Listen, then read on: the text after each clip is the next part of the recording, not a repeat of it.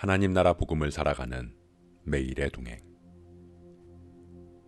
오늘 말씀은 욥기 36장 26절부터 37장 24절의 말씀입니다.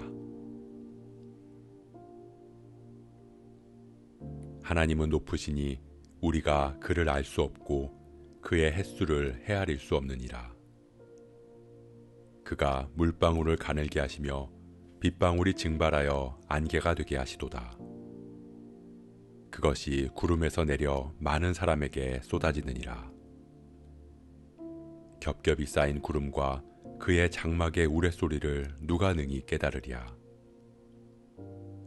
보라, 그가 번갯불을 자기의 사면에 펼치시며 바다 밑까지 비치시고 이런 것들로 만민을 심판하시며 음식을 풍성하게 주시느니라. 그가 번갯불을 손바닥 안에 넣으시고 그가 번갯불을 명령하사 관역을 치시도다.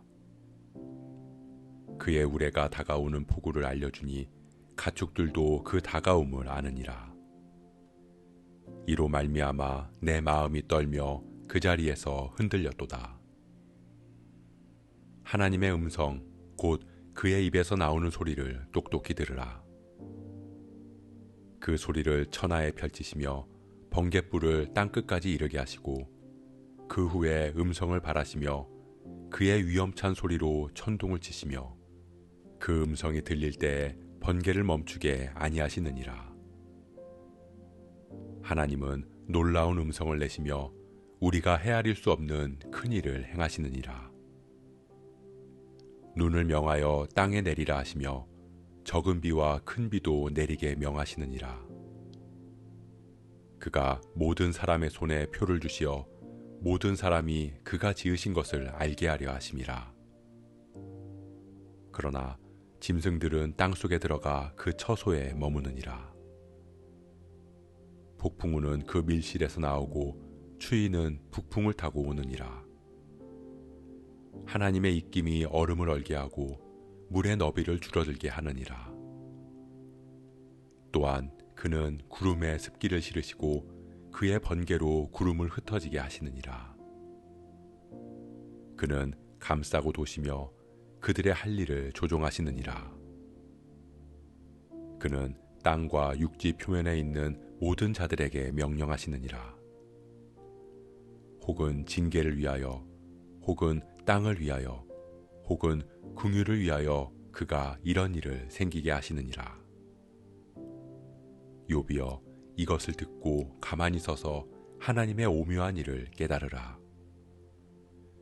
하나님이 이것들에게 명령하셔서 그 구름의 번개로 번쩍거리게 하시는 것을 그대가 아느냐?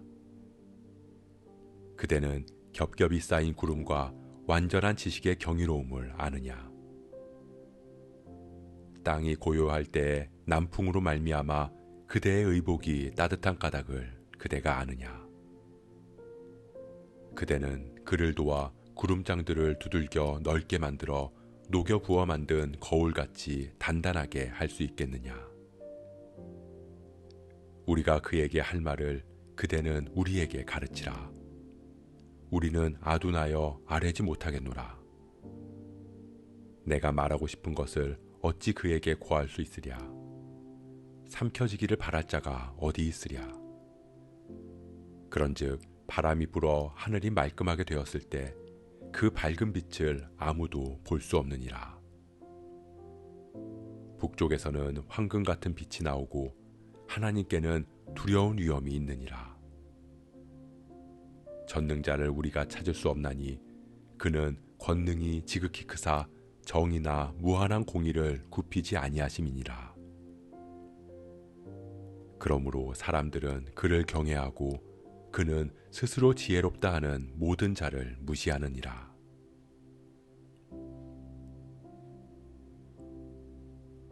엘리후는 마지막으로 하나님의 위대함과 하나님의 전능하심을 말하면서 욥을 비난합니다.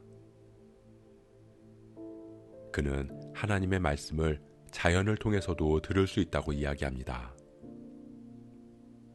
천둥과 번갯불로도 하나님의 음성을 들을 수 있다는 것입니다. 하나님은 침묵하시는 분이 아니시기에 하나님의 대답을 구하는 욥의 요구에도 하나님은 이미 응답하셨다는 것입니다. 자연 현상으로도 하나님의 음성을 들을 수 있는데 하나님께서 말씀으로 답하지 않으셨다는 건 욥의 고통 그 자체가 하나님의 대답이라는 뜻입니다. 그는 하나님의 음성을 듣지 못하는 욥을 다시 한번 책망합니다. 가만히 서서 하나님의 오묘한 일을 깨달으라. 하나님에 대해서 그대가 아느냐? 하나님의 경이로움을 아느냐? 그 까닭을 아느냐?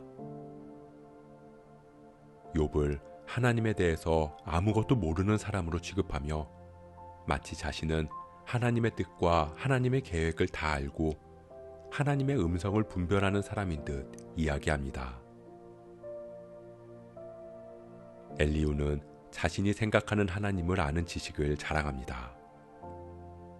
하나님께서 자신에게 주신 지혜라고 말하며 하나님에 대해 이야기합니다.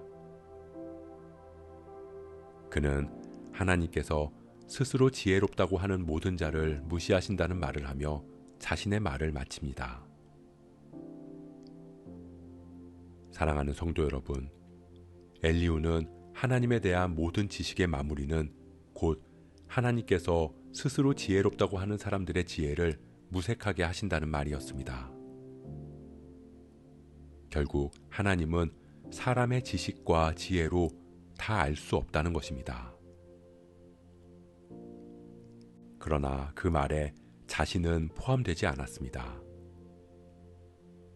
지금껏 지혜로 말한다고 한 욥과 욥의 친구들의 말에 적용시켰습니다. 그러니 자신의 지혜는 스스로 지혜로운 게 아니라 하나님 주신 지혜라는 것입니다. 그러나 하나님 주신 지혜를 가진 사람은 자신의 그 지식으로 결코 다른 사람을 정죄하거나 비난하지 않습니다. 예수님께서도 당시 하나님을 아는 지식으로 선택받았다는 바리새인들에 대해 위선자, 회칠한 무덤 같은 사람들이라고 말씀하셨습니다. 하나님의 말씀을 다른 사람에게는 엄격하게 들이대면서 정작 자신에게는 적용시키지 않는, 다시 말해서 스스로 하나님의 자리에 올라앉은 것이기 때문입니다. 그렇기에 우리는 하나님을 알아가면 알아갈수록 그 위대하심 앞에 두려울 수밖에 없고, 하나님 주신 지혜를 깨달으면 깨달을수록 그 전능하심 앞에 경외할 수밖에 없습니다. 다른 사람이 아니라 말씀을 스스로에게 적용하며 날마다 자신을 죽일 수밖에 없습니다. 그것이 하나님을 아는 지식이고 하나님의 음성을 듣는 삶인 것입니다. 우리가 두렵고 떨리는 마음으로 하나님 앞에 서기를 소원합니다. 하나님을 아느냐고 외치는 것이 아니라 하나님께서 나를 아시는지에 대한 마음으로 날마다 겸손하게 주님 앞에 설 수 있는 저와 여러분 되시길 주님의 이름으로 축복합니다.